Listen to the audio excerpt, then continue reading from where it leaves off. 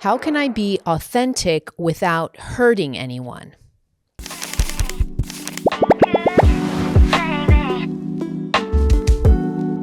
Okay, so it's hard to get into the details of this question because the person didn't give me a lot of details, but I'm kind of understanding where this question is coming from. So usually someone will ask this question when they're either in a relationship or a family situation or even with friends that they've been behaving a certain way that's not authentically who they are.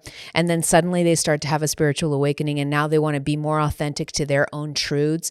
And they're afraid of what that's going to do to the people around them. That's usually when I get this type of question. Okay, so the first thing to remember when answering a question like this is that at the end of the day, you being true to you, you being within your authenticity, you being just the pure version of you on this planet as possible. And when I mean the pure version, I mean the original version, the you that is supposed to be here, the natural you, the you that has no masks, that's not pretending, that's not trying to be someone you're not. That's what I mean by pure you. It's the you that has incarnated as a soul down here on planet Earth without any programming, okay? That is one of the key issues for you to be able to walk in this lifetime, is to be able to connect with that part of you. So the point here is that regardless of if it causes issues to the people around you, if it makes people feel uncomfortable, if it makes others just be completely not in tune with who you are, it doesn't matter. Okay. And this is sometimes a hard aspect when it comes to coming into our authentic power and our authentic selves, is that if we've been wearing masks for a really long time, it could be jarring then to be our authentic selves because other people are expecting us to behave in a certain way that we're not behaving in anymore. Okay.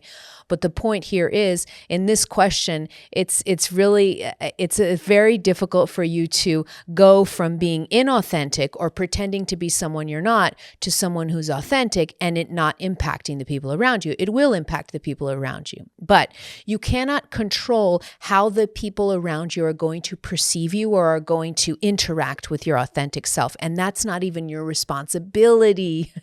This is so important to remember. It's not your responsibility how other people perceive you, even if they are very, very close to you, even if it's your husband or wife or relationship or parents.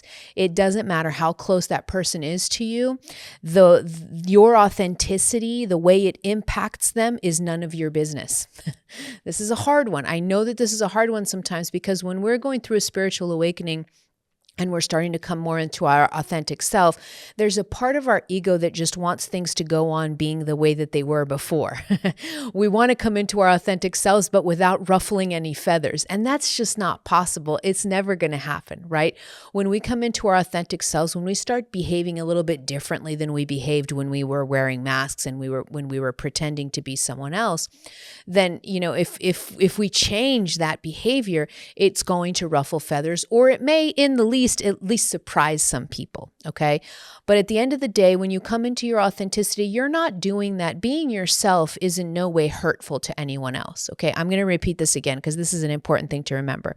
Being your authentic self is in no way hurtful to other people. That just doesn't jibe well, right? Like that doesn't go hand in hand. Me being my authentic self should not be painful at all to anyone else around me, and I'm not hurting them. I'm not doing anything to hurt anyone. I'm just being me.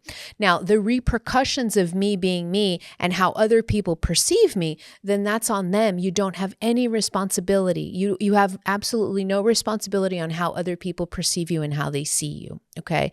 Now, if you're in a relationship or in a family situation where now you're starting to become your authentic self and it is starting to ruffle some feathers, it's starting to make people feel uncomfortable, the best advice I have when it comes to that is to have open and honest conversations with people.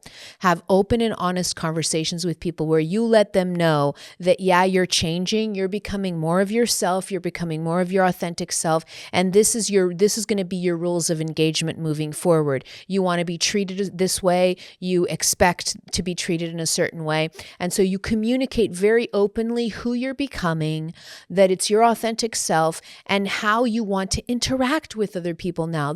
You are absolutely free to do this, okay? But open and honest communication is a really, really important way for you to kind of be able to smooth things over with the people that are meant to stay in your life. That's another little side note that I want to leave here before I finish this video.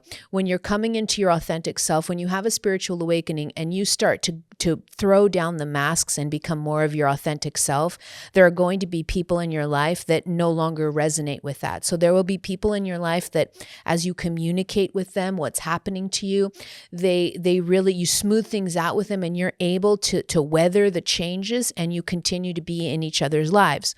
But there are other people where you stepping into your authentic power creates a big resistance in them. They're not willing to change or accept you as you are, and those relationships may drop. All right.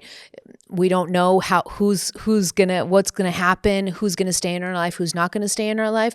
The main point for the person watching this question, and anyone who's having difficulty coming into their authentic self right now, being their authentic self, is that you're doing it for you. You're doing it to be more in alignment with your soul, however the pieces may fall in your outer environment. Okay. So, but the biggest piece of advice I would have transitioning into more of your authentic self is just having open and honest communication with the people around you, so that they can understand a little bit better where you're coming from, where you're going, and that at the end of the day, you're becoming a more authentic, truthful person, because now you're honoring who you are on a soul level. And that's got to be honored. That's really exciting.